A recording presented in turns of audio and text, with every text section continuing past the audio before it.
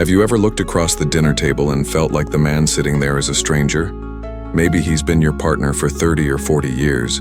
You've raised children together, shared holidays, gone through ups and downs, and yet, now in this later chapter of life, something feels different. Not necessarily broken, just distant. Like the warmth that used to fill the room between you has cooled into something quieter, something lonelier. You're not alone in that feeling. So many women silently carry this emotional weight, wondering what changed, or worse, if it's their fault. But here's the truth, it's not about blame, and it's not about giving up. It's about understanding the subtle, often unspoken shifts that happen as we age. Because emotional distance doesn't arrive all at once. It sneaks in slowly, through years of small miscommunications, unmet needs, and changing roles. Until one day we realize that even in the same house, we've started living in separate, emotional worlds. In this video, we're going to talk about those deeper reasons, the ones no one really mentions out loud, the quiet causes that can make a woman feel unseen, unheard, or even invisible in her own marriage. And more importantly, we're going to talk about what you can do about it.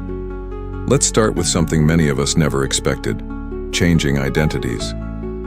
You see, for most of your adult life, your role may have been centered around caregiving, to children, to a career, to your spouse. You were the glue that held things together, the one who remembered birthdays, planned meals, noticed when something was wrong before anyone else did. But as the years go by, the children move out, retirement shifts routines, and suddenly, the things that gave your days structure and meaning start to fade.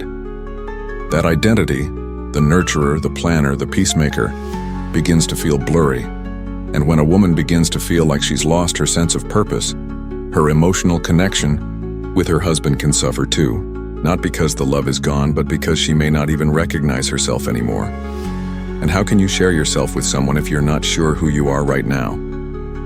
Then there's the issue of emotional communication. Here's something rarely acknowledged. Men and women often experience emotional aging differently. As women grow older, many crave deeper connection, more meaningful conversations, a space to be heard emotionally, not just practically. But many men, especially those raised in a generation where feelings were not openly expressed, tend to shut down or retreat into silence. What once felt like simple differences in communication now feels like emotional abandonment. You might try to talk, to open up, only to be met with a shrug or silence. And after a while, it just feels easier to stop trying. But each time that happens, another thread between you frays. It's not about who's right or wrong. It's about learning to hear and be heard again. And here's something that might surprise you. Resentment, when left unspoken, doesn't disappear. It hardens. Over decades, tiny disappointments, unspoken hurts, sacrifices made without acknowledgement. They accumulate, like dust settling over time. You may not even realize how much is buried under the surface until a quiet moment triggers it. A forgotten anniversary, a dismissive comment, a look that reminds you of all the times you felt small or unimportant. That emotional weight builds silently and pushes people further apart. But there's hope, real hope. Because the very fact that you're noticing this, that you're still reflecting, still seeking answers, it means there's still a spark. And even the smallest spark can light a fire again. Let's keep going. Because if we can understand how the distance formed, we can begin to close it. Let's take a deeper breath here and talk about something many women carry quietly. The loneliness that comes from feeling emotionally invisible. It's not that your husband doesn't love you. He might still do all the things he's always done, take out the trash, drive you to appointments, fix the leaky faucet. But over time, those small acts of service can start to feel more like routine than relationship. The warmth of connection, the shared laughter, the late-night talks, the curious questions about how you're really feeling, slowly fades. And when no one asks how your heart is doing, it's easy to start believing no one really cares. And let's be honest, for many women, the years leading into and after retirement can feel like a slow unraveling of the life they once knew. The rhythm of busy days disappears. Friendships change, routines shift. Suddenly, you're spending more time under one roof, but not necessarily together. He's watching TV in one room, you're reading in another. You pass each other like ghosts. The silence gets louder, not quieter. This isn't about drama, it's about disconnection. And that's a word most couples are afraid to even say out loud, because it sounds like failure. But it's not. Disconnection is what happens when two people stop intentionally reaching toward each other. It's the natural drift that occurs when life becomes habit instead of heart. Now let's talk about unspoken grief, something that sits just beneath the surface in so many later life relationships. As we age, we lose things, not just people. We love but parts of ourselves, our energy, our mobility, our sense of youth. And while we often try to stay strong and carry on, that grief doesn't go away.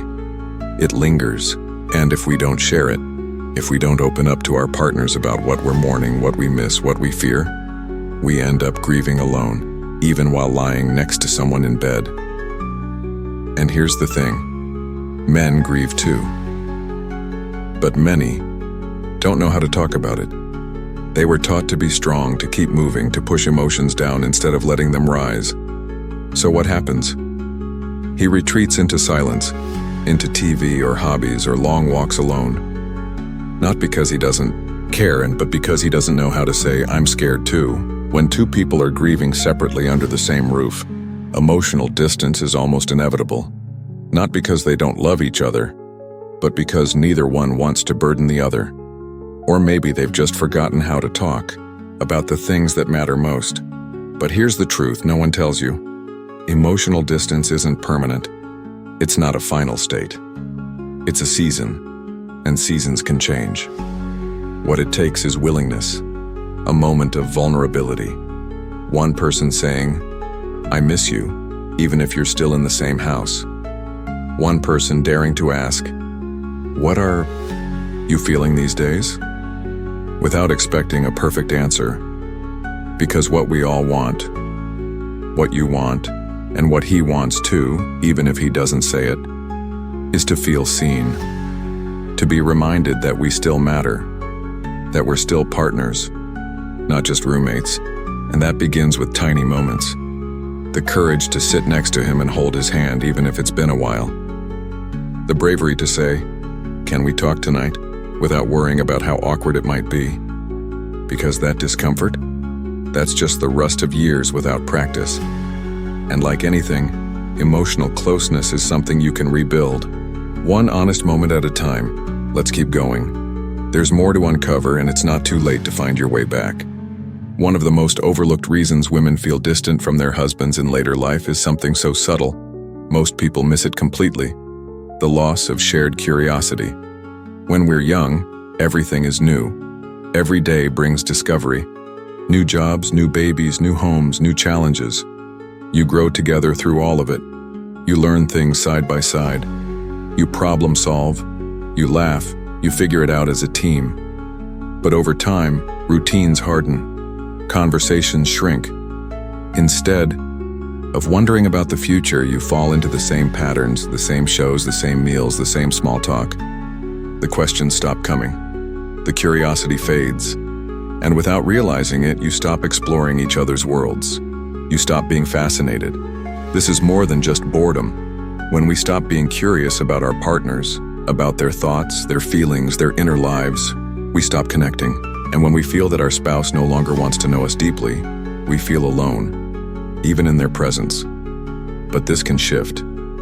Curiosity isn't something you lose forever. It's something you choose to revive. You can ask new questions.